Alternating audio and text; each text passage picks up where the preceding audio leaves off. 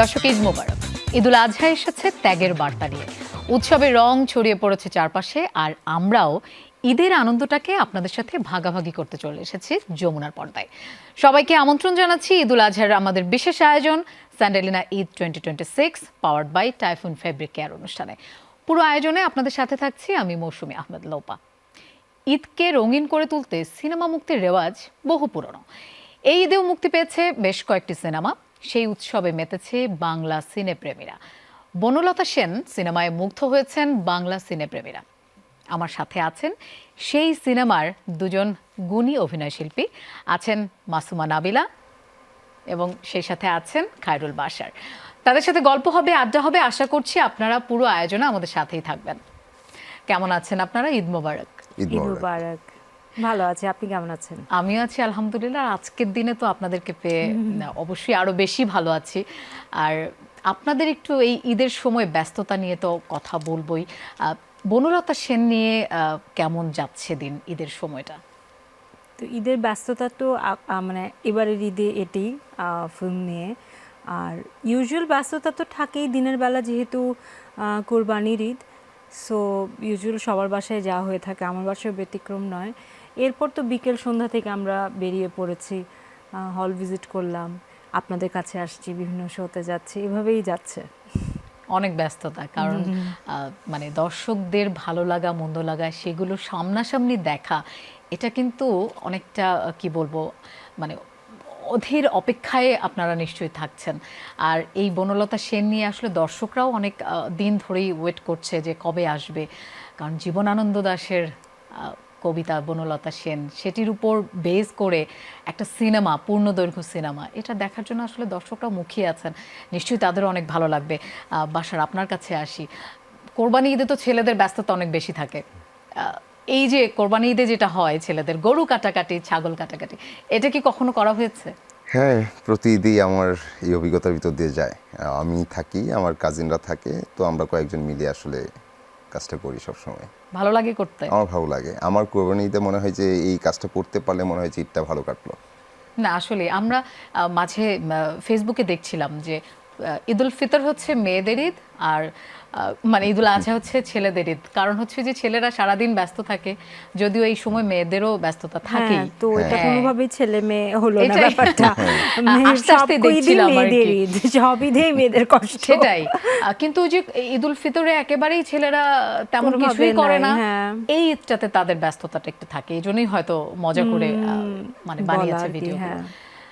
তো ঈদের সময় নাবিলার তো নিশ্চয়ই রান্না বান্না করতে হয়। জি জি। বাসার সবাই কি ধরনের খাবার আপনার হাতে খেতে পছন্দ করে? সবই খায়, যা বানাই তাই খায়। আর স্পেশালিটি কি? সবই। আর ঈদের দিন তো আসলে ওই পোলাও মাংসের ব্যাপারটা খুব চলে আসে, সেমাই, পায়েস, সেগুলো।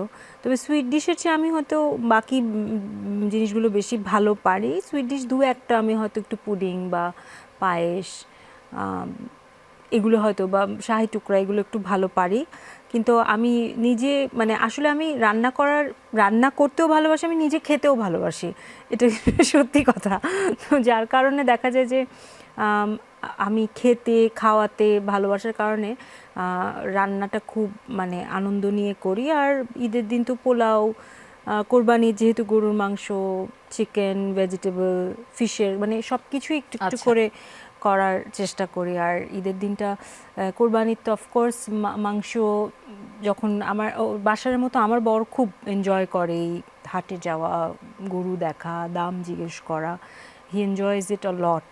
তো ও যখন বাকি সব কাজ করে ঘরে এনে দেয় মাংসগুলো, তখন ওগুলোকে বন্টন করা, হ্যাঁ, তারপর সেগুলো কোনটা কার বাসায় যাবে, এটা তো নিয়ম আছে 3 ভাগ করা।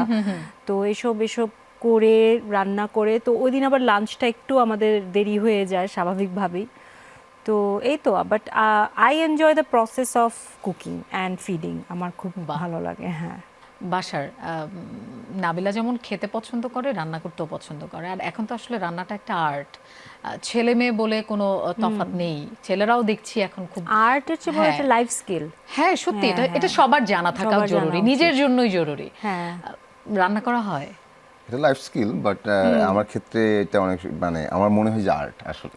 আর্ট তো অফ কোর্স, এটা কখন মনে হলো, প্রথমে ছিল যে রান্না কিছু একটা করতে হবে, খেতে হবে। যখন আমি মেসে ছিলাম বা ক্যাম্পাসে হলে ছিলাম, তো আমি খুব ভালো খিচুড়ি রান্না করতে পারতাম। তো আশপাশের রুমের তারা ওই ঘ্রাণে ঘ্রাণে চলে আসতো, ভাইকে আজকে খিচুড়ি রান্না করতেছেন। তো রান্না তো অল্প কিছু করা নিজের জন্য, তো তখন দেখা যেত ওই চা চামচ দিয়ে সবার হাতে করে দিতাম, ওরা খেয়ে বলতো বাহ খুব মজা। তার মানে এখন কি তার করবো, একটা সবাই আসছে সবাইকে এক ভালো চামচ করে ধারণা দিতাম যে আছে। হাতে নাও ভাই, প্লেট নাই, এরকম। তো এটা ছিল। এরপর ধীরে ধীরে এই ঢাকায় একা থাকা, তখন রান্না করতাম, যে কি কি রান্না করা যায়। ইউটিউব কখনোই দেখি নাই আমি। রান্না যদি মনে হতো যে শাক কীভাবে রান্না করবো, শাক তো কখনো রান্না করি নাই। তো প্রথম দিন দেখা গেলো যে হলুদ মরিচ সব গুঁড়া মরিচ টরিচ দিয়ে শাকের কালার এমন একটা দাঁড়ালো যে এটা আর খাওয়ার মতো, মানে দেখে খেতে ইচ্ছে করছে না এরকম। তখন আম্মাকে জিজ্ঞেস করতাম আমার শাক রান্না করবো কীভাবে, এই একটু যাক, রসুন তার দিয়ে একটু আগ্রহ কাঁচামরিচ আছে, দিয়ে এই আগ্রহ আছে। এরকম। তো মাছ রান্না করবো কীভাবে, আম্মা বলতে এটা খুব সিম্পল, এই দিয়ে। তো এই তো এটা ছিল। আর ডিম ভাজতে পারতাম, আলু ভর্তা করা, ভেরি ডাল গুড, ভর্তা খুব করতে ভালো এগুলো তো লাগে একদম তালি দেওয়ার হ্যাঁ, জন্য। সত্যি হ্যাঁ, সত্যি আমি খুব সত্যি পছন্দ না, করি তবে সবজি খিচুড়ি খুব ছেলেরা ভালো যদি রান্না করি। রান্না করতে পারে, হ্যাঁ, কারণ সবজি খিচুড়ি খুব ভালো রান্না Wow, করি, এটা এটা প্রাউডলি খেতে বলতে হবে। পারি। Enough. I love khichuri. Even তবে আমার হ্যাঁ। ছোট ভাইরা আমাকে অ্যাওয়ার্ডও দিচ্ছে এটার জন্য। খিচুড়ি। কাটা বনে অ্যাওয়ার্ড কেন? এটা অর্ডার করে, হ্যাঁ, খিচুড়ি সেরা মজা রান্না রাঁধুনি হয়? নামে আমাকে দিছে, Wow, শেফ না, বাহ। রাঁধুনি নামে। Good. কারণ ওরা খিচুড়ি খাবে, এই অ্যাওয়ার্ড দেওয়ার পর আমার আবার খিচুড়ি রান্না করতে হলো, যে আজকে পার্টি, খুশি হয়ে। হ্যাঁ অ্যাওয়ার্ড যেহেতু পাচ্ছেন, পার্টি, আবার খিচুড়ি রান্না করেন। তো ক্যাম্পাসে ব্যাপারগুলো এতটাই নির্মল ছিল, এবং যখন ভাবি নস্টালজিক হই, না, বাট ক্যাম্পাসের রান্না করে লাইফ, ভালোই লাগে এই যে আমার। মনে পড়ে গেল, ক্যাম্পাসের লাইফ আসলে অন্যরকম সুন্দর। আর আমি বলবো যারা ক্যাম্পাসে পড়ে হলে থাকেনি, তারা হচ্ছে অর্ধেক এনজয় করতে পেরেছে, যারা বাসা থেকে ক্লাস করতো। আমার মনে হয় ডিপার্টমেন্টের চাইতে হলে থাকা, সবার সাথে থাকা, কে কি করছে, কে কি ভাবছে, এবং কার কি ধরনের গোল। কেউ হয়তো সাহিত্য পছন্দ করছে, কেউ হয়তো বিজনেস করবে চিন্তা ভাবনা, কেউ অনেক রকম career নিয়ে নানা রকম। জায়গার মানুষের তো সাথে সব আসলে পরিচয় ধরনের হয়। চিন্তা ভাবনা নিয়ে আসলে, এবং দেখা যায় যে ডিপার্টমেন্টে তো একটা সাবজেক্টে পড়ি, বাট হলে দেখা যায় যে, আড্ডায় বসলে কোন ফিল্ম আসলো, কোন ফিল্ম কেমন হলো, কোন লেখকের মাঝে মাঝে মানে এত চমৎকার লেখকদের বাতিলও করে দেয় অনেকে, যে ধুর এটা কি লিখছে, মানে ওর এটা লেখা হয় নাই, হ্যাঁ, কেন হয় নাই সেটা নিয়ে বিশাল আলোচনা, ডিবেট। তো এখান থেকে অনেক কিছু শেখা এবং অনেক কিছুর প্রতি আগ্রহ তৈরি সত্যি হওয়া। সত্যি একদম আনন্দ দুঃখ সবকিছুই ভাগাভাগি করা যায়। একদম হল তাই। লাইফটা খুবই চমৎকার। আমি হলে ছিলাম তো মনে পড়ে গেল আসলে। এগুলো আসলে অন্যরকম আনন্দের। গ্রামে কি যাওয়া হয় নাকি ঢাকাতে ঈদ করেন আপনারা সব সময়? আমি তো সবসময় গ্রামে ঈদ করি, বাট গ্রামে বলতে ময়মনসিংহে, ময়মনসিংহ সদরে, ওইটা শহরই আসলে।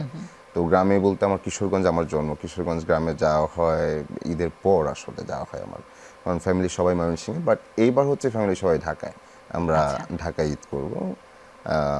ভাইও চলে আসবে এখানে, বোনও চলে আসবে, তো এখানে আমাদের প্ল্যান এবার। আচ্ছা, প্ল্যানটাও আসলে এই বনলতা সেন খুব আসছে। স্বাভাবিক, আমি খুবই বললাম যে এটা স্বাভাবিক। নিয়ে ব্যস্ততা থাকবে, তোমরা সবাই চলে আসো। আমরা ঈদের মানে গল্পগুলো তো করলাম, আরো করব, কিন্তু একটু বনলতা সেনে আসতে চাই। মানে জীবনানন্দ দাশের একদম কালজয়ী একটা চরিত্র বনলতা সেন, তার কবিতা। এটা তো আসলে এমন একটা মানে মানুষের ভালো লাগা এই কবিতায়। তো এইটাতে যখন আপনারা জড়িত হলেন, অফারটা আসলো একদম অডিশন থেকে, যখন আপনারা ফাইনাল জানতে পারলেন যে আপনারা এই ক্যারেক্টার প্লে করবেন, কেমন লাগছিল আসলে ওই মুহূর্তটা, কেমন লাগছিল? খুবই ভালো লাগছিল। আমার মনে আছে আমার একটা ফ্রেন্ড, সে দেশের বাইরে থাকে, আই থিঙ্ক ওকে আমি ভিডিও কল দিয়েছিলাম বা কিছু একটা, কারণ আমি আমার যতদূর মনে পড়ে, আমি ওই যে 1 ডিসেম্বর থেকে আরেক ডিসেম্বর আমাদের শ্যুট বা পুরো প্রসেসটা গিয়েছিল, ও বলছিল অফ এয়ারে। তো আমি ডিসেম্বরের 2022-এর ডিসেম্বরের প্রবাবলি 28 বা 29 তারিখ আমি চূড়ান্ত হই। তো এরপর তো 31 তারিখ 31 ডিসেম্বর নতুন বছর। তো আমি আমার ফ্রেন্ডকে কল দিই, সে আমার বেস্ট ফ্রেন্ড, বিদেশ থাকে, তো মানে নতুন বছরের শুভেচ্ছা জানানোর জন্য। তো সে তখন আমাকে দেখে বুঝতে পারছিল যে আমি অনেক খুশি, আমি অনেক হ্যাপি। সো অফকোর্স একটা ভালো লাগা তো আছে, সেই সাথে অনেক টেনশনও নিয়ে আসছে, কারণ বিশাল একটা চ্যালেঞ্জ আমরা নিয়ে ফেলেছি। এখন এই চ্যালেঞ্জ কীভাবে উতরাতে হবে, তো সেটাও তো ছিল। বাট আমাদের কাজই তো আসলে চ্যালেঞ্জ নেওয়া, জীবনে একটু নতুন চ্যালেঞ্জ না নিলে আসলে লাইফটা খুব মানে কি বলবো, বিশেষ করে একজন অ্যাক্টরের কাজই হচ্ছে যে নতুন চ্যালেঞ্জে নিজেকে কিভাবে আমি ভাঙতে পারি, আমার পোটেনশিয়াল কতখানি আছে সেটা এক্সপ্লোর করা। তো ইয়েস, খুশি প্লাস টেনশন অ্যান্ড ফাইনালি এই তো হাজার চড়াই উতরাই পেরিয়ে আজকে সিনেমা হলে। আসলে নিজেকে ছাড়িয়ে যাওয়ার জন্য চ্যালেঞ্জ নিতে হয়। আমি আগে যেরকম ছিলাম তার থেকে আমি নিজেকে সামনে কোথায় দেখতে চাই সেটার জন্য চ্যালেঞ্জ না নিলে আসলে আমরা বুঝবো না আমি আমার দ্বারা কতটা কি করা যেতে পারে। রাইট রাইট, এটার জন্য দরকার আছে। বাশারের কাছ থেকেও শুনবো, কিন্তু তার আগে আমাদের একটা বিরতি নেবার সময় হয়ে গেছে। দর্শক, আমাদের আড্ডা চলবে, আশা করছি আপনারা আমাদের সাথেই থাকবেন। তবে এই মুহূর্তে Sandalina Eid 2026 powered by Typhoon fabric কেয়ারে একটা বিরতি নিচ্ছি। কোথাও যাবেন না, ফিরছি একটু পরেই। দর্শক, আমরা আবারও ফিরে এলাম Sandalina Eid 2026 powered by Typhoon fabric care অনুষ্ঠানে। লোপা আছি আপনাদের সাথে। আমাদের সাথে দুজন অতিথি আছেন, খুবই গুণী শিল্পী, মাসুমা নাবিলা এবং খায়রুল বাশার। আমরা কথা বলছিলাম, বাশার আপনার কাছে আসি। ওই যে একই প্রশ্ন বনলতা সেন নিয়ে, যখন জানতে পারলেন আপনি এখানে জীবনানন্দ দাশ ক্যারেক্টার প্লে করবেন, কেমন অনুভূতি হয়েছিল? সে অনুভূতির আসলে সংজ্ঞা নেই আর কি। অনুভূতি এমন ছিল যে মানে রিয়েলি যে আমি জীবনানন্দ দাশ করবো, একটু বিস্মিত ছিলাম। তারপর আবার মনে হচ্ছিল যে আমি উজ্জ্বলকে পাল্টা প্রশ্ন করছিলাম, আমি জীবন দাস করব। তো আমি এটা অডিশন দিয়েছিলাম অন্য চরিত্রের জন্য। তো 2বার অডিশন দেওয়া, তারপর অনেক দিন পর উজ্জ্বল ভাই বললেন যে তুমি এই চরিত্র করছো জীবন দাস। তো তখন আবার ছিলাম। তারপর মনে হলো যে এটা আমার জন্য খুব বড় একটা প্রাপ্তি। এটা তখনই মনে হচ্ছিল যে একটা বড় প্রাপ্তি আমি পেয়ে গেছি, অনেক বড় কিছু পেয়ে গেলাম আর কি। তো ভয়ও কাজ করছিল যে আসলে এই চরিত্রটাকে কীভাবে কী করব। উনি আমার অনেক প্রিয় কবি এবং উনি আমার কাছে অনেক বড় বিস্ময়। তো ওনার যেই লাইফস্টাইল বা ওনার যেই মানে জীবনযাত্রা, সেটা আসলে কিভাবে কি হবে। তারপর উজ্জ্বল ভাইয়ের সাথে বসা, উনি তো ওনার টোটাল হিস্ট্রি বললেন যে যে সময় ধরে ধরে তখন ওনার কী অবস্থা ছিল, ওনার কোন কবিতা আসছে, তখন কোন কবিতা লিখলেন। তো পাঠক মহলে তার কী অবস্থা, লেখক মহলে তার কী অবস্থা, ওনার পারিবারিক অবস্থা কি, আর্থিক সামাজিক অবস্থা কি, নানা কিছু যত ডিটেলে বলা যায় আর কি। তো ওনার কাছ থেকে আরও অনেক জানলাম। আর ওনার কবিতা পড়ে আমার এক ধরনের কল্পনা ছিল ওনাকে, যে উনি হয়তো হয়তো এই বিষয়গুলোকে এইভাবে ভাবেন। তো ওই সব কিছু মিলে এক ধরনের মিক্সড একটা ধারণা নিয়ে আসলে মূলত স্ক্রিপ্টে যতটুকু পেলাম সেটাকে বিশ্লেষণ করার তাগিদ বা সেটাকে বিশ্লেষণ করার চিন্তা নিয়ে আসলে শুরু করা, যে আমাকে এইটুকু মিনিংফুল করে তুলতে হবে, এটুকুই বড় দায়িত্ব। এর বাইরেও আসলে জীবনানন্দ অনেক অনেক অনেক বড় একজন এবং অনেক অনেক বিচিত্র একজন। তো এটুকুর দায়িত্ব আসছে, এই বক্তব্যটা যেন মিনিংফুল হয় সেই চেষ্টাটা করে যাই। তো সেই চেষ্টাটা করে গেলাম এই আর কি। সেই চেষ্টাটা করে গেলেন নিশ্চয়ই। আমরা দর্শকদের সেই চেষ্টার মানে ফলাফলটুকু দর্শকরা উপভোগ করবে এমনটাই প্রত্যাশা থাকবে। নাবিলা, তুফানের সেই ঝড় থেকে একেবারে ভিন্ন রকম একটা আবহ, ক্লাসিক আবহে বনলতা সেন, এই যে ওই জায়গা থেকে এখানে নিজেকে তৈরি করতে হয়েছে, তো কারণ পুরো একটা আলাদা ঘরানার। হ্যাঁ, তো এই জায়গায় আপনার কাছে নিজেকে তৈরি করার জন্য কি কি করতে হয়েছে, মানে আলাদা কোনো প্রস্তুতি বা না, প্রস্তুতি আসলে তুফানের সাথে রিলেটেড কিছু না। প্রস্তুতি তো প্রস্তুতি, প্রত্যেকটা সিনেমার প্রস্তুতি আলাদা। তো এই সিনেমার প্রস্তুতি তো অনেক লম্বা সময়ের ছিল। আমরা প্রায় 3 মাস আমরা রিহার্সাল করেছি এভরিডে। আমার ক্ষেত্রে যদি বলি, আমাকে ফুল কস্টিউম, ইনফ্যাক্ট সবাই ফুল কস্টিউমের সাথে অন ক্যামেরা আমাদের ডিওপিও থাকতেন রিহার্সালে। সেই সাথে আমার মেকআপ, হেয়ার সব একসঙ্গে করে, মানে একসঙ্গে গেট আপ নিয়ে আমরা প্রায় 3 মাস রিহার্সাল করি। এবং রিহার্সাল করতে করতে যেটা হয়েছে, এটা খুবই জরুরি ছিল ওই সময়। কারণ আমাদের দেখা যায় যে এক একটা সংলাপ, তোমার ক্ষেত্রে সংলাপ বোধহয় একটু কম কম ছিল নাকি? হ্যাঁ, তো বাট আমার যেমন অনেক লম্বা লম্বা সংলাপ রয়েছে। তো দেখা যায় যে ওগুলো আত্মস্থ করা, মানে ওই রিহার্সালগুলোর প্রয়োজন ছিল, যার কারণে উজ্জ্বল ভাইয়ের সঙ্গে রিসেন্টলি কথা হচ্ছিল, তো উনি বলছিলেন যে এই সিনেমায় আমরা এত প্রস্তুত হয়ে গিয়েছিলাম রিহার্সাল থেকে যে আমাদের একদম যখন আমরা শুটিংয়ে গিয়েছি আমাদের এনজি শট খুব কম হয়েছে, আচ্ছা। মানে আর্টিস্টদের দিক থেকে হয়তো টেকনিক্যাল কিছু ছিল, কারণ আমরা এতটা রেডি ছিলাম এই রিহার্সালগুলোর কারণে। আসলে আমরা আমাদের মানে চিন্তায় চেতনায় আমাদের বডিতে আসলে পুরো ব্যাপারটাই ধারণ করে ফেলেছিলাম। তো আচ্ছা। দেখা গেছে যে শুটিংয়ে যেতে যেতে আর মানে অনেকটাই আমরা সহজ হয়ে গিয়েছি, তবে তারপরও চাপ ছিল, কারণ ফাইনাল পরীক্ষাটা তো শুটিংয়ের দিনই দিচ্ছি। তো এইভাবেই প্রস্তুতির পুরো ক্রেডিট তো অফকোর্স আমাদের ডিরেক্টরকে দিতে হবে, মাসুদ হাসান উজ্জ্বল। উনি যদি আমাদের প্রস্তুত না করতেন তাহলে তো আসলে যেটা আপনারা দেখতে পাচ্ছেন সেটা কতখানি সম্ভব হতো জানি না। না, আসলে একজন ভালো নির্মাতার এখানেই কিন্তু দক্ষতা, কারণ তিনি আর্টিস্টের কাছ থেকে বেস্টটা কিভাবে আদায় করবেন এটা কিন্তু নির্মাতার উপরে ডিপেন্ড করে। জি, তো প্রস্তুতিটার জন্য all credit goes to him. উনি আসলে যেভাবে সিনেমাটাকে দেখতে চেয়েছেন, সাজাতে চেয়েছেন, আমরা জাস্ট অ্যাজ অ্যান অ্যাক্টর ওনাকে সেই সাপোর্টটা করে যাওয়ার চেষ্টা করেছি আমাদের জায়গা থেকে। আমরাও অনেক সাপোর্ট পেয়েছি ওনার কাছ থেকে আসলে, কারণ ওনার স্ক্রিপ্টটা অনেক টাফ এবং আমার কাছে মনে হয় যে এটার উনি তো দীর্ঘ সময় এটার পিছনে ছিলেন, স্ক্রিপ্টের পিছনে উনি বললেন এটা যে প্রায় 8 বছর ধরে এটা লেখা। এটা ওই গল্প দেখেও বোঝা যাবে, যারা দেখছে তারা অলরেডি বুঝতে পারছেন। তো জীবনানন্দকে নিয়ে এতটা গভীরে যাওয়া এবং বনলতা সেন কবিতা ধরে এতটা মানে বিশ্লেষণ করা এবং একটা ফিকশন আকারে সেটাকে সামনে আনা, এটা অনেক টাফ জব। তো এটা উনি বুঝতে পারছিলেন, আমরা হয়তো ওনার সাথে জয়েন করার পর ধীরে ধীরে বুঝতে পারা এবং এই দীর্ঘদিনের রিহার্সাল এবং ওনার সাথে বসে ব্রিফিং সব মিলে আসলে ব্যাপারটা আসছে। এবং আমার কাছে মনে হয় যে এই ফিল্মটা সবার ডেডিকেশনই আসলে আজকে বনলতা সেন, যেটা আমরা দেখছি। আসলে নির্মাতার এটা মানে দীর্ঘদিনের একটা মানে পরিশ্রমের ফল, আর ওনার পরিশ্রম উনি করেছেন, রিসার্চ করেছেন।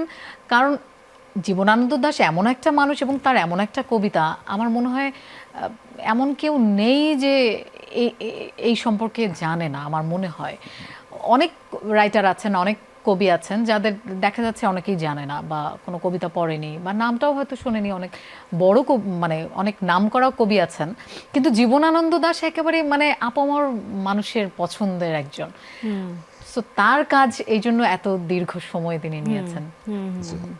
জি, মানে আমি যেটা বলছিলাম যে ওনার এই স্ক্রিপ্ট দেখার পর আমি উজ্জ্বল ভাইকে দেখেও আসলে অবাক যে কতটা ধৈর্য এবং কতটা সময় ব্যয় করার পর আসলে এমন একটা স্ক্রিপ্ট হতে পারে। নাবিলা 3বার অডিশন দিয়েছিলেন। হ্যাঁ, আপনার মুখ থেকেই শুনেছিলাম। তো এই 3বার আপনাকে কি করতে হয়েছিল? মানে প্রথম দিন কি এমনি তো জাস্ট ডায়লগ বলেছিলেন? হ্যাঁ, ওরকমই হবে। দ্বিতীয় দিন, প্রথম দিন হয়তো এমনি করেছিলাম, দ্বিতীয় দিন প্রবাবলি ক্যামেরা সহ, থার্ড দিন প্রবাবলি কস্টিউম ব্লকিং, আরও অনেক কিছু একসাথে মিলে, মানে প্রতি অডিশনে নতুন নতুন কিছু যোগ হচ্ছিল। আর এভাবেই করে আর কি। আর প্রবাবলি উজ্জ্বল ভাই আরও শিওর হতে চাচ্ছিল, মেকআপও নিয়েছিলাম আমি ওখানে গিয়ে, যে আসলে কতখানি আমাকে মানাবে বা কতখানি আমাকে দ্বারা সম্ভব। তো এই তো। আর সবচেয়ে কঠিন সিনটাই আসলে আমাকে দিয়েছিল, মানে আমার যে সকল সিন আছে তার মধ্যে সবচেয়ে কঠিন সিনই উনি অডিশনে আমাকে, যেখানে অনেক লম্বা সংলাপ। তো ওনার কথা ছিল যে যদি এইটা মোটামুটি উতরে যায় তাহলে বাকিগুলোও হয়ে যাবে। তো এই জন্য উনি আমাকে মানে অডিশনের সবচেয়ে কঠিন সিন দিয়ে আমাকে অডিশন করেছিলেন। মানে ওনার ইয়েটা ঠিক আছে, কারণ কঠিনটা যদি আপনি উতরে যেতে পারেন তাহলে অন্যগুলো আপনি অটো আপনার হয়ে যাবে। হ্যাঁ হ্যাঁ, এই জন্য ওনার ব্যাপারটা এমন ছিল আমার কাছে মনে হয় পরবর্তীতে বুঝতে পারা যে আমাদের হয় কি অডিশন দিতে গেলে আপনার প্রথমে চরিত্রটার একটা ব্রিফ থাকে যে চরিত্রটার অভ্যেস এরকম, তার পেশাগত জায়গাটা এই, তার দায়িত্বের জায়গাটা এই, সে একটু সংশয়ী বা সে সাহসী বা তার কথা বলতে গেলে এই রকম পজ নেয়, থামে, ভাবে, বলে। তো আমাদের অডিশনের সময় উনি এই কিছুই ব্রিফ করেন না, মানে আমার ক্ষেত্রে, আপনাকে তো মনে হয় তাই, ব্রিফ করেন না, একটা সিকোয়েন্স দিয়ে বললো যে এটা প্লে করো এই চরিত্রটা, মানে এই সংলাপগুলো তোমার। তখন কঠিন মনে হয়নি? হ্যাঁ, তো তখন যেমন আমার জিজ্ঞাসা ছিল যে ভাই এটা তো অন্ধকারে ঢিল মারার মতো, আপনি প্লিজ একটু আমাকে দেন না আর কয়েকটা সিকোয়েন্স পড়ে আমি একটু বুঝি চরিত্রটা আসলে চলন বলন কিচ্ছু লাগবে না, তুমি এটা বুঝে যা করছো এটা করো, আমি দেখবো। উনি বুঝতে চাচ্ছিলেন যে এরকম একটা সিকোয়েন্স পাওয়ার পরও আমার এইটাই পরবর্তীতে ধারণা যে এই সংলাপগুলোকে আসলে সে কতটা মিনিংফুল করলো, আচ্ছা এটা দেখতে চাচ্ছিলেন যে তার মধ্যে আসলে বোধ চিন্তাটা কেমন, হ্যাঁ, তার বিশ্লেষণটা কেমন, এটা বুঝতে চাচ্ছিলাম আমার কাছে মনে হয়। আচ্ছা। এবং আমার কাছে মনে হয় যে এখানে যারা আমরা ছিলাম সবাই হয়তো ওনার ধারণায় বা ওনার এই আমাদের পরীক্ষা নেওয়ার পর ওনার যে ধারণা আমাদের প্রতি, যে সবাই একটা জায়গায় ভালো, ওরা বুঝতে পারে এখন লুক ওয়াইজ কাকে কোনটায় ফেলবে এরকম একটা জায়গা আর কি। আমার ধারণা যে আরও অনেকের অডিশনও নিয়েছেন উনি, তো তারাও অনেক ভালো, বাট আমাদের হয়তো লুক ওয়াইজ উনি তখন চিন্তা করা শুরু করলেন যে লুক ওয়াইজ ওকে আমি এখানে আসলে ঠিকঠাক রাখতে পারবো কিনা। এটা সোহেল মন্ডল ভাইয়ের ক্ষেত্রে, আমার ক্ষেত্রে না বলে আপুর ক্ষেত্রে, যে ওনার যে ভাবগাম্ভীর্য থাকবে, ওনার যেই চলন বলন থাকবে, সেই অনুযায়ী তাকে আমি আসলে ওই জায়গায় দেখছি কিনা, তারপর হয়তো আমাদের লক্ষ্য করা আর কি। বাহ। আচ্ছা, শুটিং এর সময়ের কিছু মানে মুহূর্তের কথা জানতে চাই।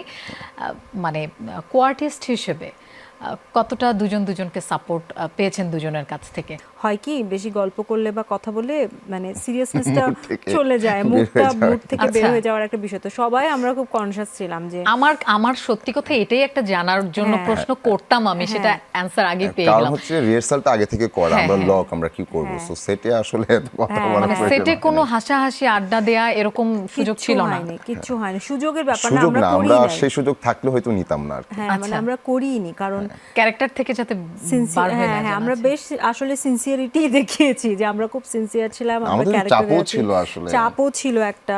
সো আমরা একদম ওই মুডেই ছিলাম। সো আমার মনে হয় আমরা যখন সেটে, যেমন আমাদের একটা কম্বাইন্ড সিন আছে, সেখানে যখন আমরা সেটে গেছি আমার মনে হয় না ও বাসারের মতো ফিল করছে বা সোহেলের মতো, বা আমি আমার মতো, নাবিলার মতো ফিল করছে। আমরা একদম চরিত্রেই ছিলাম, মানে একদম চরিত্রের মতোই ফিল করছে, ওখানে বসে আছে, এই আছে। হয়তো আমাদের প্রশ্ন থাকলে আমরা হয়তো আমাদের টিমকে বা উজ্জ্বল ভাইকে প্রশ্ন করছি, বাট একজন আরেকজনের সাথে আমাদের খুব একটা, মানে আমরা তখন একজন আরেকজনের সাথে একদম ক্যারেক্টারে আচ্ছা। ওই রকম একটা ফেজে ছিল। একদম তাই, বাট আমাদের এই এটা পুরো আমরা শুটে করার আমাদের আড্ডা সময়, ছিল না কোনো। বাট মজার জিনিস, হ্যাঁ, কোনো আড্ডা হয়নি। মজার জিনিস হচ্ছে এই জিনিসটা আমরা তখন রিয়েলাইজ করিনি। এখন যখন আমরা বিভিন্ন জায়গায় যাচ্ছি, আপনারা এই প্রশ্ন করছেন, তখন আমরা রিয়েলাইজ করি যে আরে আমরা তো কোনো কথাই বলিনি, মানে আচ্ছা। আসলেই বলিনি। কারণ ওই সময় বুঝতে পারিনি, ওই সময় যে আমাদের কথা হচ্ছে না এটা যে আলাদা করে ভাববো, ওটা একটা ঘুরেছিলাম ঘুরেই আসলে। ছিলাম, আমরা কিছু বুঝিনি। এখন ফিল করি আর যাচ্ছে এই যে যখন- বলছিলেন যে ডায়লগগুলো অনেক বেশ আপনার হ্যাঁ। ইয়েতে অনেক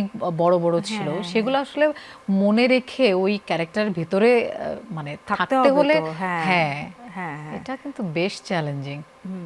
আপনার ডায়লগ একটু কম ছিল। আমি তো একটু না, ভাবুক না। ভাবগাম্ভীর্য, হ্যাঁ। জীবনানন্দ আপনার দাশ, হচ্ছে যে এক্সপ্রেশন দিয়ে যতটা করা যায়। দ্যাট ইজ মোর আই হ্যাঁ। Think difficult.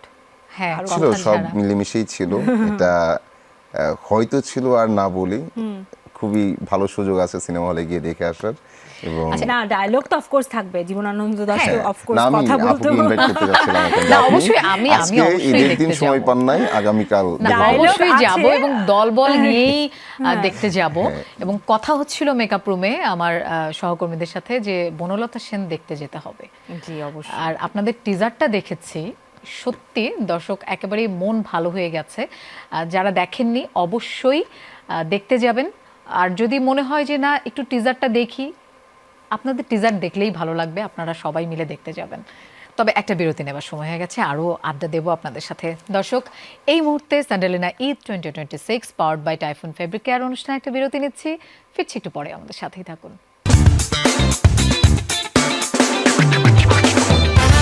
দর্শক, আবারও ফিরে এলাম Sandalina Eid 2026 powered by Typhoon fabric কেয়ারে। লোপা আছি আপনাদের সাথে, আমাদের সাথে ওই যে দুজন অতিথি আছেন, মাসুমা নাবিলা এবং খায়রুল বাশার। বনলতা সেন নিয়ে আমরা কথা বলছিলাম। আপনাদের বনলতা সেন, আমাদের সবার বনলতা সেন। এখন যেটা জানতে চাই, নাবিলার কাছে আমার প্রশ্ন, এই ক্যারেক্টারটা প্লে করতে যে কেমন লেগেছে, মানে চ্যালেঞ্জটা কেমন ছিল? অনেক চ্যালেঞ্জ ছিল, অফকোর্স অনেক চ্যালেঞ্জ ছিল। কারণ আমি শুরুতেই যেটা বললাম যে আমার অনেক লম্বা লম্বা সংলাপ ছিল, এবং সংলাপগুলো যে খুব সহজ ভাষা তা না, খুব কঠিন ভাষার সংলাপ ছিল। তো সেটা আত্মস্থ করা, সেটা নিজের মধ্যে ধারণ করা, প্লাস কস্টিউম, সব মিলিয়ে তো অনেক চাপের মধ্যেই ছিলাম আমি, একটা অন্যরকম চাপ, যে এবং চাপটা অনেকটা হচ্ছে আমাদের নির্মাতাকে খুশি করার, কারণ উনি আসলে বনলতা সেনটা আসলে উনার একটা কল্পনা, উনার একটা ইমাজিনেশন এবং উনার একটা এত বছরের শ্রম। তো এটাকে যদি আমরা ঠিকঠাক মতো মানে উনার কল্পনার কাছাকাছি না পৌঁছতে পারি, তাহলে আসলে নিজের কাছে একটা খারাপ লাগা থেকে যাবে। মানে এটা আসলে একটা দায়বদ্ধতা, তো মানে একটা ফিল্মের সাথে যোগ হয়ে গেলেই হলো না। সেটা যখন আমাকে বিশ্বাস করেছে যে আমি সেটা পোর্ট্রে করব, তো আমার তখন ফুল 100%টা দিতে হবে আমার দিক থেকে। তো সেটা তো অফকোর্স একটা চাপের। সো হ্যাঁ, সেটা করেছি। দেখা যাক বাকিটা দর্শক ডিসাইড করবে। বাসারের তো ভালো লেগেছে বলেছিল। তাই ভীষণ ভীষণ ভীষণ এখানে দারুণ দারুণ পারফরমেন্স ছিল যেহেতু ওনার। বনলতা সেন চরিত্রটাই আসলে রহস্যে ঘেরা, এখন মানুষ সিনেমা দেখতে যাচ্ছে, বিভিন্ন ধরনের সিনেমা আসছে, সিনেমা দেখতে যাচ্ছে, এটাকে আপনারা কতটা ইতিবাচকভাবে দেখছেন? আর কি কি করা যেতে পারে? এটা তো অবশ্যই ইতিবাচক। আমার কাছে মনে হয় যে যারা এখন হলে আসছেন, এটা বিশেষ করে সিনেপ্লেক্সগুলোয়, তো সিঙ্গেল স্ক্রিনে আমাদের মনে হয় যে এখনও পর্যাপ্ত দর্শক যান, হয়তো 1-2 দিন বা এরকম, বা আরও পর্যাপ্ত দর্শক যাওয়া উচিত, কিন্তু সেই হলগুলোর আসলে উন্নতিও দরকার, সংস্কারও দরকার। কারণ ওই হলগুলোতে বসে আসলে সিনেমা দেখা খুব আরামদায়ক না। তো সিনেপ্লেক্স হওয়ায় এখানে গিয়ে আসলে গুড ফিল হয় যে ওকে, একটা ভালো সুন্দর জায়গায় আসলাম, একটা সুন্দর সিনেমা দেখলাম, এইটা। তো ওই সিনেপ্লেক্সগুলো যদি আরও বাড়ে, আমার মনে হয় যে অনেক আমাদের সিনেমা প্রেমী দর্শক আছেন, ওনারা সিনেমা আসলে দেখতে চান, বাট সেটা স্বস্তির সাথে দেখতে চান, একটু যেন সিনেমাটা দেখা যায় পর্দায়, সাউন্ডটা যেন ঠিকঠাক থাকে, বসে যেন একটু কমফোর্ট ফিল হয়, এরকম। তো সেটা হয়, আমার মনে হয় যে এমনিতেই তো দেখতে চাইতেন। তো ঈদে যে কাজগুলো আসে, সবাই দেখতে আসেন, আমার মনে হয় ঈদ ছাড়াও আরও সিনেমা বাড়া উচিত, তাহলে তারা আরও আগ্রহী হবেন এবং রেগুলার হবেন সিনেমার সাথে। তো এটা ওনারা গত বেশ কয়েকটা ঈদে আমরা যা দেখছি যে ওনারা খুবই ভালো ভালো ফিল্মগুলোই দেখতে আসছেন, এবং ওনাদের আগ্রহ অনেক ভালো, এটা নিয়ে রিভিউ দিচ্ছেন। তো এই ব্যাপারটা চলুক। গানের একটা স্কুল আছে, একাডেমি আছে, নাচের আছে, কবিতারও আছে, কিন্তু অভিনয় ইউনিভার্সিটিতে যেমন আছে থিয়েটার, এর বাইরে আমি বলছি একদম ছোট থেকে যারা Acting একটু workshops বা এর এরকম বাইরেও আছে, ধরেন যে এর বাইরেও আমাদের প্রচুর মানে থিয়েটার আছে, ধরেন ঢাকা থিয়েটার, আরণ্যক, তারপর এরকম লোকনাট্য দল, এমন অনেক থিয়েটার। এখন আমাদের যেই ইন্টেনশন থাকে, আমার মনে হয় যে আমার অবজারভেশন এটা বলছে একদম স্রেফ, যে এখন ইন্টেনশন থাকে যে আমরা একটা 6 মাসের কোর্স করব, তারপর এসে অভিনয় করবো, এবং আমি রেফারেন্স দেবো যে আমি এই থিয়েটার থেকে আসা, কিন্তু আমার কাজে কর্মে সেটার কোনো আসলে ছাপ নাই। কেন নাই? কারণ আমরা বই পড়ি না, আমরা প্রচুর সিনেমা দেখি না, আমরা এই সিনেমার প্রেমে পড়ে সিনেমায় আসি নাই, বরং আমি স্টার হয়ে যাব, আমি হব। এবং আমাদের কিন্তু এটাও হয় যে টিকটকে যদি অনেক ভাইরাল হতে পারি, তাহলে হয়তো আমাকে একটা অভিনয় নিয়ে যাবে। সো ওইটা অন্য বিষয়। এবং আপনি একটা বিষয় বলছিলেন যে অভিনয়টা জানতে হবে, অভিনয়টা জানতে হবে, অভিনয়টা কোথায় করবে সেটাও তো দরকার। হ্যাঁ, যে ডিরেক্টর একটা যথাযথ গল্প নিয়ে নামেন, উনি ওনার পারফর্মারকে উনি চিনে নেন, এবং সেই পারফর্মারও সেইটার জন্য যথেষ্ট ডেডিকেটেড থাকেন। তো গল্পটাও হওয়া উচিত, এবং সেই গল্প বলার সক্ষমতা আছে এমন প্রচুর ডিরেক্টর আমাদের দরকার। 1-2 জন বা 3 জন দিয়ে যদি বলেন, আমি যেমন, আমার অনেক প্রশ্ন আসে, আমি সিনেমায় রেগুলার হব কবে? আমি কিভাবে সিনেমায় রেগুলার হব? সিনেমা তো রেগুলার হচ্ছেই না। যেখানে সিনেমায় রেগুলার হচ্ছে না, সেখানে আমি রেগুলার হব কিভাবে? আমারও তো কিছু দায়িত্ব, পরিবার, আমি তো সন্ন্যাস জীবনযাপন করলে তো লালন হতে পারি, সেটাই। হ্যাঁ, বা মাঝারে মাঝারে ঘুরতে পারি, তো আমার তো সেটা পসিবল না। তো আমাদের প্রায় সময় এই প্রশ্নটা ফেস করতে হয় যে সিনেমায় রেগুলার হবেন কবে? সিনেমাটা রেগুলার হোক। সিনেমাটাও রেগুলার কখন হবে? যখন আসলে আমাদের থিয়েটার হবে খুব চমৎকার। মানে রাষ্ট্রীয়ভাবে কিন্তু অভিনয়ের কোনো ইনস্টিটিউট নাই। অফকোর্স থিয়েটার আপনাকে একভাবে তৈরি করবে, সেটা মানে সেটা নো ডাউট। একজন যে থিয়েটার করে আসবে, সে শুধু অ্যাক্টিং না, সে মানে আদ্যপান্ত সবই জানে, লাইট, সেট, তার গান গাইতেও জানতে হয়, তার নাচও জানতে হয়, অনেক কিছু। তো it's a full package, no doubt about it. But কিছু কিছু মানুষ আছে যে ছোটোবেলা থেকেই প্যাশন নিয়ে বড় হয় যে না, আমি ফিল্ম অ্যাক্টর হব, তো সেটার আবার প্রিপারেশন অনেক ক্ষেত্রে অনেক আলাদা। তো সেটা একটা, হ্যাঁ, স্পেশালাইজড একটা ইনস্টিটিউট হতেই পারে, থাকলে ভালো। হওয়াটা জরুরি। হ্যাঁ। এবং আরেকটা জিনিসও হচ্ছে যে আমাদের দেশের মানুষের মধ্যে যারাই আসছে মিডিয়ায় বা আসার চিন্তা ভাবনা করে আসছে, I am sure there lot of people যারা ফিল্ম অ্যাক্টর হতে চায়, বাট মোস্টলি আমরা দেখি কি মানুষ টিভি সামনে আসতে চায় বা স্ক্রিনের সামনে আসতে চায়, পপুলারিটিটা মানে চায়। এটা ওই বেশি ওই চায়। জায়গাটাকে আসলে ছেড়ে দিতে হবে যে মানে আমি I want to be popular বা I want to be a star, ওটা ছেড়ে দিতে হবে। অভিনয়ের জিনিসটা এমন, ফিল্ম করি আর যে মাধ্যমেই করি, you have to love the craft, passion that টা ইজ দরকার। Very important. হ্যাঁ, উইদাউট দ্যাট আপনি হয়তো একজন পপুলার ফিগার কিছুদিন থাকবেন, বাট লং রানে হয়তো ওটা একদম তাই, হবে না। কাজটাকে আসলে ভালোবেসে করতে হবে, মন দিয়ে করতে হবে, আর মন দিয়ে যে কাজটা হয় সেটার আউটপুটটাও কিন্তু ভালো হয়। এখানে কি আরেকটু মানে করবো কিনা, মানে কিছু কথা আজকে মনে হচ্ছে যে বলি এটা শুনে, যে ধরেন আপু বলছিল যে যারা ফিল্মে আগ্রহী তাদের নিয়ে নানা রকম কোর্স হয়, আমরা বাইরের দেশগুলো, আমার পার্শ্ববর্তী দেশেও দেখি। তো আমাদের এখানে কোর্সটা আসলে ধরেন যেটা সরকারিভাবেই হবে, প্রথমত ধরেন আমাকে দিয়ে উদাহরণ যদি দিই, যে কোর্স করে আসলে কোনো আর্টিস্ট হতে পারে না আমার মনে হয়। যেমন আমি মিউজিক ডিপার্টমেন্টে পড়া, কিন্তু আমি গান কিন্তু শিখতে পারিনি, এবং সেই হতাশা থেকেই কিন্তু আমার আসলে থিয়েটারে জড়ানো, ধরেন সামাজিক সাংস্কৃতিক সংগঠনের সাথে জড়ানো, তারপর ধীরে ধীরে হাঁটতে হাঁটতে ফিল্ম মেকিং এর সাথে আসা, কেউ শর্ট ফিল্ম বানাবে, আমি একটু গান গাই, পথনাটক করি, থিয়েটার করি, সো সে আমাকে খুঁজে নেওয়া যে চলে একটা শর্ট ফিল্ম বানাবো, ও ডিরেকশন দিতে চায়, ডিরেক্টর হতে চায়, সেই ছোট ছোট স্ক্রিপ্ট করতে করতে আজকে সে অনেকগুলো স্ক্রিপ্ট পাওয়া, অনেক গল্প পাওয়া, বা আপনাদের সাথে পরিচয় হওয়া, দুইটা।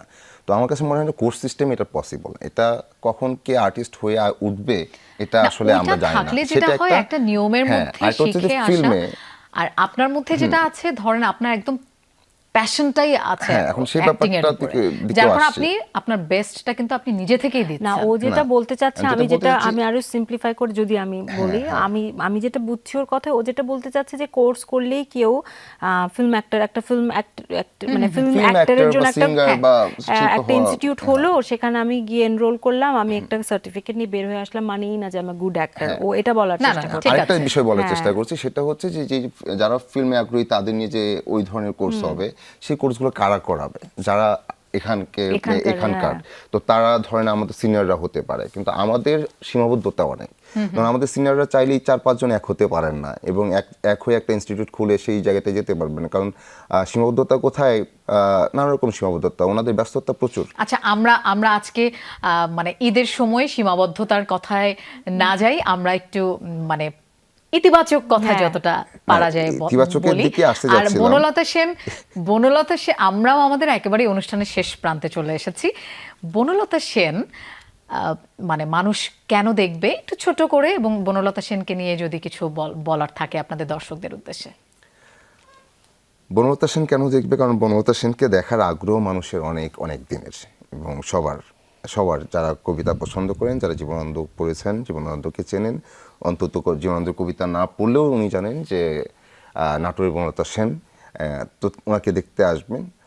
উনি আমাদের কাছে মহাস্টার, জীবনানন্দ দাশ আমাদের কাছে বিশাল স্টার আসলে, তো সেটা। এবং এই বনলতা সেন নিয়ে আমাদের জল্পনা কল্পনা অনেক, আসলে কে এই বনলতা সেন সেটাও দেখা যাবে। এবং এই বনলতা সেনকে ধরে আমাদের নির্মাতা মাসুদ হাসান উজ্জ্বল ভাই, উনি যে গল্পটা ফাঁদলেন, এবং এটার মধ্যে আমি এটাকে এইভাবেও বলতে চাই, এটা একটা থ্রিলারও অ্যাকচুয়ালি। তো এটার ভিতর এই জার্নিটা ভীষণ থ্রিলিং, তো ওই জার্নিটা এনজয় করতে আসবেন, এবং এটা খুবই ভিন্ন মাত্রার একটা নিশ্চয়ই ফিল্ম, দর্শকরা এটা যাবেন। ওনারা মিস করবেন না। নাবিলা, ওই একই কথা যে বনলতা সেন তো ইজ আ মিস্ট্রি, মানে এই কবিতাটা 30-এর দশকে লেখা হয়েছিল, তো অলমোস্ট 90 বা 90+ ইয়ার্স হবে এই কবিতার বয়স। তো তখন থেকেই আসলে সবার খোঁজ যে মানে বনলতা সেন কে, কবি আসলে কাকে নিয়ে লিখেছেন। তো এত বড় একটা রহস্যে ঘেরা চরিত্র, আমার মনে হয় যখন এই ফিল্মটার নাম অ্যানাউন্স হয়েছে যে বনলতা সেন, তখন সেই যে রহস্য যে কে এই, সবার মধ্যে ওই প্রশ্নটার উত্তর খোঁজার একটা আকাঙ্ক্ষা রয়েছে, তো উত্তর খুঁজতে তো আসতেই হবে। প্লাস হচ্ছে সবার কাছে মনে হয় যে হয়তো বনলতা সেনের একটা অবয়ব তারা দেখতে পাবে, দেখতে যে পাবে। কোনো ভাবেই হোক, তো সেটা কবিতাকে জীবন্ত করে তোলা। কবিতাকে জীবন্ত করে তুলবে। তো ওই অবয়বটা আসলেও দেখতে কেমন হবে সেটাও তো একটা মানুষের মধ্যে খুব মানে আগ্রহের সৃষ্টি করেছে। সো আমার মনে হয় এই সকল কারণেই দেখতে আসবে। প্লাস আমরা অনেক উৎসুক মানে অডিয়েন্স পাচ্ছি যারা আমাদের ফেসবুকে সোশ্যাল মিডিয়ায় অনেক মানে পজিটিভ, আমরা খুব মানে আমার মনে হয় আমরা 100% পজিটিভ রিভিউ পেয়েছি আমাদের যত নিশ্চয়ই প্রমোশনাল আরো কন্টেন্ট গিয়েছে। আজকে তো একটা দিন গেল, আরো যারা ব্যস্ততা কমবে, দর্শকদের হাতে সময় থাকবে, অবশ্যই বনলতা সেন দেখতে যাবে এবং তাদের ভালো লাগবে, আমাদের সবার এমনটাই প্রত্যাশা। অনেক অনেক ধন্যবাদ আপনাদের দুজনকে আজকে আমাদেরকে সময় দেওয়ার জন্য এই ব্যস্ত সময়ে। আপনাকেও ধন্যবাদ। আপনাকেও ধন্যবাদ, থ্যাংক ইউ। দর্শক, বনলতা সেনের দুজন গুণী শিল্পী আজকে আমাদের সাথে ছিলেন, মাসুমা নাবিলা এবং খায়রুল বাশার। আশা করছি পুরো আয়োজন আপনাদের ভালো লেগেছে, আর অবশ্যই আপনারা সিনেমাটি দেখতে যাবেন। আশা করছি আপনাদের ভালো লাগবে। ঈদ প্রিয়জনদের নিয়ে ভালো কাটুক সেই প্রত্যাশায় বিদায় নিচ্ছি। Sandalina Eid 2026 powered by Typhoon fabric care থেকে।